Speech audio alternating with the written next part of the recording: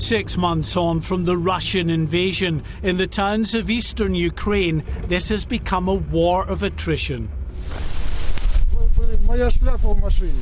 Here in Toretsk, Arkady Batchuk is back to sift through what remains of his apartment block after the latest Russian shelling, which killed 2 of his neighbours. To add to the misery here, the strikes have crippled the town's water supplies, but Arkady and many others here are determined to stay put. We are not planning to leave. I was born here, even though my wife is from Lviv.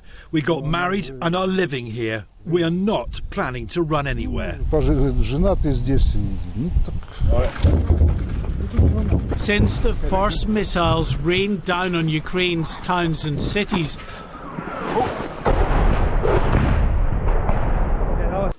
the West has been united in both its condemnation of Moscow and its support for the Ukrainian people.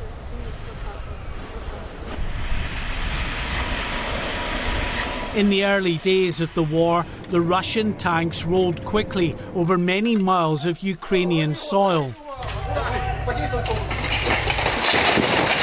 encircling key population centres, including Ukraine's second city, Kharkiv, which suffered weeks of bombardment.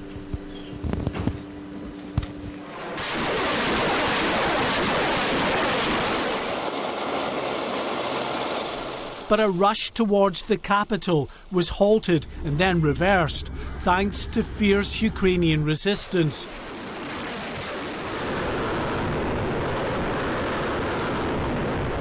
And growing numbers of sophisticated Western weapons systems provided by key allies, including the US and the UK.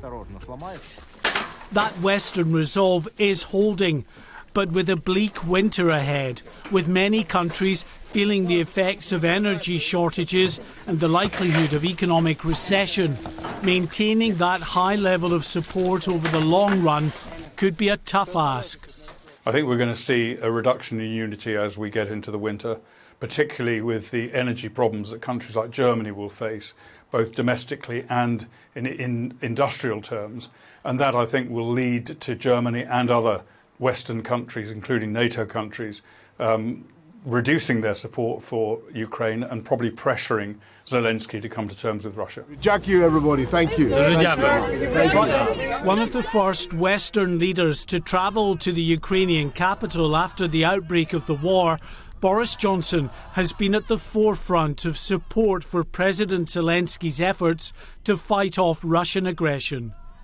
Publicly, at least, both candidates to take over from Boris Johnson say that support will continue. What we've seen, in the past few months is the Russians have made some gains. They've taken some territory in the Donbas region, but they're very incremental. The Ukrainians are pushing back.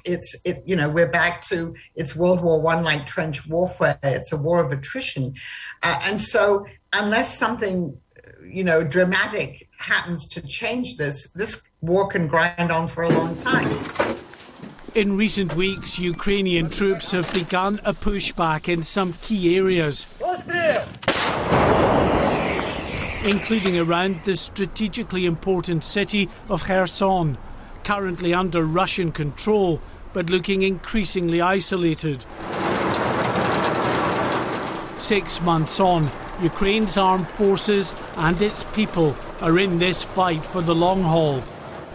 They desperately hope their Western allies are as committed in the months ahead. Mark White, GB News.